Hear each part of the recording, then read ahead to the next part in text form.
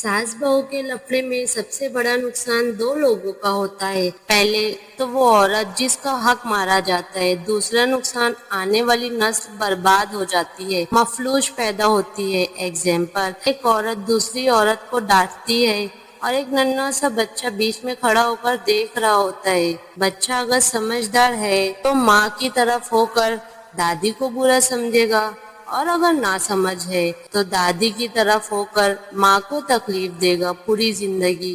एक नस्ल बर्बाद कर रहे हैं। अगर माँ का फर्मा बरदार रहा तो मफलूज पैदा होगा, गुलाम जहन का पैदा होगा, क्योंकि अपनी माँ को हमेशा गुलामी करते देखते हैं सुबह से शाम तक। वो कभी लीडर नहीं बन सकता, वो एक वर्कर बनते हैं खुद।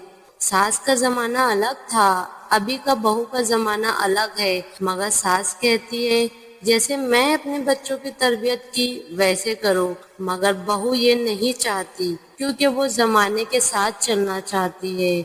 ये भी एक मसला है। वो माएँ जो अपने बेटों से बहुत प्यार करती है मगर अपनी नस्ल बर्बाद कर रही है बहू से लड़कर। तिजारत बर्बाद हो जाती है, जॉब चली जाती है, यहाँ तक के बेटे फांसी लगा के मर जाते हैं माँ बीवी के झगड़ों से। शादी हुई, बेटे को अलग कर दो खुशी से, खुद भी सुकून से रहो और उनको भी खुशहाल रहने दो। जरा सोचो, जैसा आप अपनी बहू के साथ कर रहे हैं वैसा आपकी बेटी के साथ हो रहा होता तो बहुत बुरा लगता। ये सब बात बेटी पर आए तो कहती है कितनी जालिम है मेरी बेटी की सास। खुद करे तो वो तरक्की कहती है और खुद की बेटी की सास करे तो वो जुल्म है। माँ के दो रूप हो जाते हैं, समझ नहीं आता। सास है तो अलग, माँ है तो अलग, बहू के लिए अलग, बेटी के लिए अलग। बेटी के लिए रोज सुबह शाम दुआ होती है, अल्लाह मेरी बेटी से सास को अलग कर दे, दामाद को तौफीक दे ताकि वो अलग घर ले ले। मेरी बेटी पर बहुत जुल्म हो रहा है। अपनी बहू के लिए इस पर मैं हमेशा सवार रहूं ताकि मेरा बेटा खुश रहे।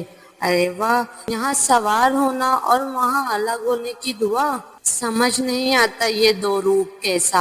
आज की जो बहू है वो कल की सास है, तो आप ऐसा नहीं करना।